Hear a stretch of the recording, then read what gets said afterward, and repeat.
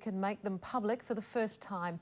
They show the pair confessing to manslaughter after French agents blew up the Rainbow Warrior in Auckland in 1985.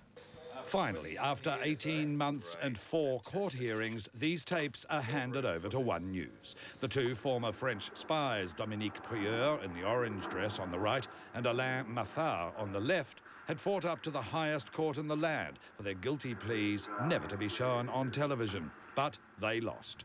21 years ago, the Rainbow Warrior bombing killed photographer Fernando Pereira. You caused the death of Fernando Pereira by an unlawful act, namely by willfully damaging by means of an explosive a ship, namely Rainbow Warrior, and thereby committed manslaughter.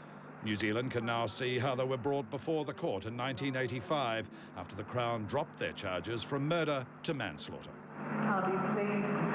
Guilty or not guilty? Guilty.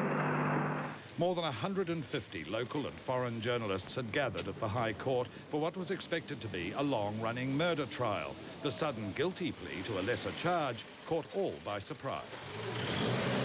There were so many journalists that the court agreed there could be a television feed of the proceedings to a nearby room, and that's how the recordings came about.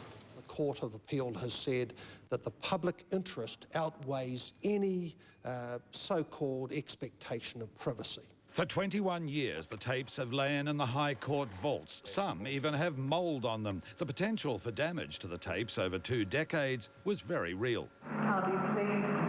Guilty or not guilty? Guilty. But the footage of the historic court hearings has survived.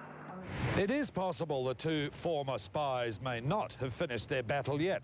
They could seek leave to appeal to the Supreme Court, but that may be pointless now that the footage has been shown on One News for all to see. John Stewart, One News.